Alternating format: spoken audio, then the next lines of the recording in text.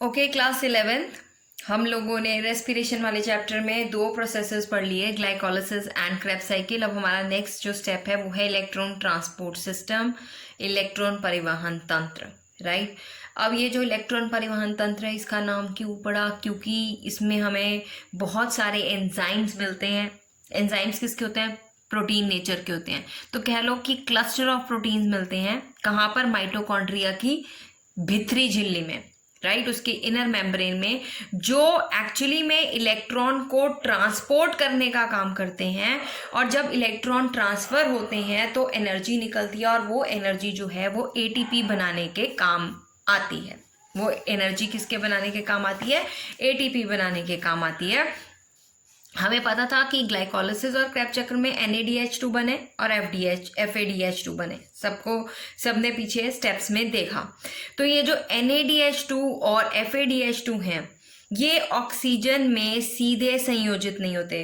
Right, इनसे electron, in reducing power से electrons निकलते हैं, और ये इलेक्ट्रॉन्स जो हैं वाहकों की एक श्रृंखला से पास ऑन होते हैं, एक वाहक से दूसरे में, दूसरे से तीसरे में।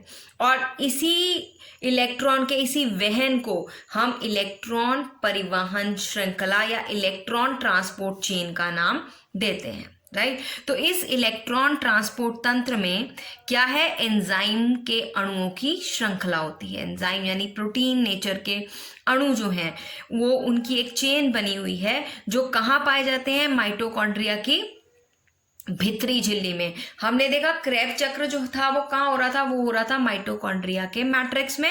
और यहाँ ये कहाँ होगा? माइटोकॉन्ड्रिया की इनर झिल्ली में। अगर मैं आपको माइटोकॉन्ड्रिया का थोड़ा सा स्ट्रक्चर रिमाइंड कराऊं, ये इसकी आउटर मोस्ट लेयर होती है और ये इसकी इनर मोस्ट लेयर होती है। ठीक है, और ये जो हमारे पास माइटोकॉन्ड्रिया का ये है अंदर, ये भरा रहता है मैट्रिक्स। ठीक है, मैट्रिक्स में तो हमारा क्या परफॉर्म हुआ था? क्रेब्स चक्र। और ये जो भीतरी झिल्ली आपको नजर आ रही है, यहाँ पर होगी इलेक्ट्रॉन ट्रांसपोर्ट चेन, क्योंकि इसमें इलेक्ट्रॉन को ट्रांसपोर्ट करने वाले कई कॉम्प्लेक्सेस, कई एंजाइम्स जो हैं वो मौजूद होते हैं।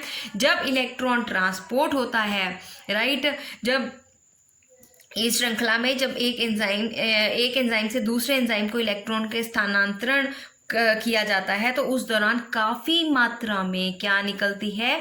एनर्जी निकलती है। और इन एनर्जी से क्या बनती है? एटीपी का निर्माण होता है। समझ गए? और फाइनली फिर उसको कौन एक्सेप्ट कर लेता है? उसको एक्सेप्ट कर लेते हैं ऑक्सीजन। और ये जो ऑक्सीजन है फिर ये लेटर ऑन हमारे पास किसका निर्माण करेगी?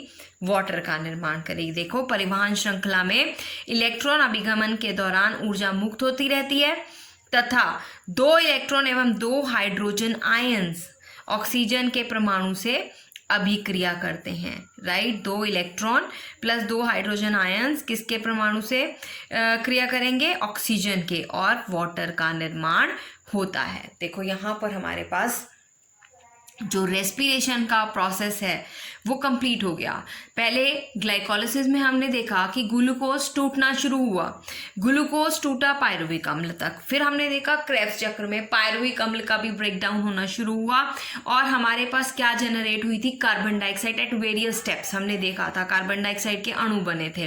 राइट, अब हमने देखा कि माइटोकॉन्ड्रिया की इनर मेम्ब्रेन में क्या जनरेट हुआ? फाइनली वाटर भी जनरेट हुआ। ठीक है, तो इलेक्ट्रॉन ग्राही या हाइड्रोजन ग्राही कौन से हैं? NAD और FAD। ठीक है, इलेक्ट्रॉन परिवहन तंत्र में हमारे पास 2 निम्नलिखित इलेक्ट्रॉन ग्राही हैं, NAD और FAD। अब हम देखते हैं इलेक्ट्रॉन ट्रांसपोर्ट चेन को। इलेक्ट्रॉन ट्रांसपोर्ट चेन में मैंने आपको बताया कि इस श्रृंखला में जो है हमारे पास कई कॉम्प्लेक्सेस पाए जाते हैं। ये कॉम्प्लेक्सेस फाइनली किसके बने होते हैं? ये कॉम्प्लेक्सेस बने होते हैं हमारे पास प्रोटीन्स के, that you can say the enzymes के, बिकॉज एंजाइम प्रोटीन नेचर के होते हैं। ठीक है, तो यहाँ हमारे पास कई कॉम्प्लेक्सेस भाग लेते हैं और इलेक्ट्रॉन वाहक भी भाग लेते हैं, जो एक्चुअली में इलेक्ट्रॉन को ट्रांसफर करते हैं एक कॉम्प्लेक्स से दूसरे कॉम्प्लेक्स में। राइट, हमारा जो सबसे लास्ट मोस्ट कॉम्प्लेक्स होता है वो है ATP सिंथेटेज। इस ATP सिंथेटेज से हमारा प्रोटॉन ग्रेडियंट बना रहता है, राइट, और जिससे हमारी एटीपी जो है जनरेट होती है, एटीपी की हमारी जो ऊर्जा है वो एटीपी की फॉर्म में जनरेट होती है। अब हम इसके स्टेप्स जो हैं, जो आपको यहाँ पर लिखे हुए हैं 1 2 3 4 सम्मिश्र, इसको मैंने आपको एक डायग्रामेटिक फॉर्म में समझाया है। देखिए यहाँ पर हमारे पास NaDH से इसका ब्रेक डाउन होगा और इसके ब्रेक डाउन से हमारे पास NAD+ और 2 इलेक्ट्रॉन्स जो हैं वो निकलेंगे, और ये जो इसमें से जो हाइड्रोजन आयन निकला है वो चला जाएगा हमारे कहाँ पर, माइटोकॉन्ड्रिया के मैट्रिक्स में। इतना दिमाग में रख लीजिए। NADH का ब्रेक डाउन हुआ, मैंने तुम्हें कहा NADH कहाँ पे जनरेट हुआ था, NADH जनरेट हुआ था ग्लाइकोलिसिस में भी, NADH जनरेट हुआ था हमारे पास क्रैब्स साइकिल के दौरान। तो वो जो अब पावर्स जनरेट हुई हैं, अब वो पावर्स जो हैं अपना क्या करेंगी, अपना कमाल दिखाएंगी, एटीपी बनाएंगी। अब एक कैसे बनाती हैं, देखो इसका ब्रेक डाउन हुआ and when it gets break down, इसमें से इलेक्ट्रॉन रिलीज हो गए और इसके जो H आयन था वो हमारे पास कहाँ चला जाता है, क्रैब्स साइकिल के मैट्रिक्स में चला, सॉरी नॉट क्रैब्स साइकिल के, माइटोकॉन्ड्रिया के मैट्रिक्स में चला जाता है। It goes into the matrix of mitochondria. अब इन 2 इलेक्ट्रॉन्स को कौन एक्सेप्ट कर रहा है, हमारा सम्मिश्र 1। सम्मिश्र 1 मतलब कॉम्प्लेक्स 1। अब ये जो कॉम्प्लेक्स 1 है ये भी कई तरह के हमारे पास एंजाइम्स का बना हुआ है, ठीक है। और ये कॉम्प्लेक्स 1 से इलेक्ट्रॉन्स जो हैं वो जाएंगे यूबिक्विनॉन में। ये यूबिक्विनॉन जो है ये इलेक्ट्रॉन वाहक का काम करता है। ये दोनों तरह से इलेक्ट्रॉन जो है एक्सेप्ट कर रहा है, NADH के भी इलेक्ट्रॉन एक्सेप्ट कर रहा है, कॉम्प्लेक्स 2 से भी इलेक्ट्रॉन एक्सेप्ट कर रहा है, और कॉम्प्लेक्स 2 के पास जो इलेक्ट्रॉन आ रहे हैं वो कहाँ से आ रहे हैं, FADH2 से आ रहे हैं। ये भी अपने टूट जाएगा, राइट। 2 हाइड्रोजन आयन रिलीज हो जाएंगे जो माइटोकॉन्ड्रिया के मैट्रिक्स में चले जाएंगे, राइट, और 2 इलेक्ट्रॉन जो हैं वो हमारे पास कॉम्प्लेक्स 2 में आ जाएंगे। फाइनली हमारा जो यूबिक्विनॉन है, जिसे हम Q के साथ रिप्रेजेंट कर रहे हैं, यूबिक्विनॉन, ये सारे जो स्टेप्स हैं ना आपको लिखे हुए हैं आपकी बुक में। ये मैंने आपको इजी करके ड्रॉ कर दिए, जो आप इस वीडियो में देख रहे हो, आप इसको ड्रॉ भी कर सकते हो अपने हिसाब से। वीडियो को पॉज करके आप इसको ड्रॉ कर लेना ताकि आपको ये क्लियर हो जाएगा, राइट। अब ये 2 इलेक्ट्रॉन को एक्सेप्ट कर रहा है। अब यहाँ पर इसने जो यूबिक्विनॉन है, इसने कॉम्प्लेक्स 1 से भी इलेक्ट्रॉन ले लिए, कॉम्प्लेक्स 2 से भी इलेक्ट्रॉन ले लिए। फिर इन इलेक्ट्रॉन, ये वाहक का काम करेगा, इलेक्ट्रॉन को आगे ट्रांसफर कर देगा किसमें, कॉम्प्लेक्स 3 में। कॉम्प्लेक्स 3 जो है वो काफ़ी हमारे पास कई तरह के प्रोटीन्स इसमें इन्वॉल्व हैं। इसमें साइटोक्रोम B है, आयरन सल्फर कॉम्प्लेक्स है, साइटोक्रोम C1 है, राइट। अब आगे कॉम्प्लेक्स 3 इलेक्ट्रॉन किसको देगा, नेक्स्ट वाहक को देगा, साइटोक्रोम C। साइटोक्रोम C जो है ये किसी कॉम्प्लेक्स का पार्ट नहीं है, ये भी एक इलेक्ट्रॉन वाहक है। तो यहाँ पे हमारे पास 2 इलेक्ट्रॉन वाहक हो गए, एक तो होगा यूबिक्विनॉन, राइट, और एक हो गया साइटोक्रोम C, राइट। फिर साइटोक्रोम C जो है फर्दर इलेक्ट्रॉन दे देता है कॉम्प्लेक्स 4 में, और ये जो कॉम्प्लेक्स 4 है ये हमारे पास बना हुआ है साइटोक्रोम C3 का, साइटोक्रोम A3 का।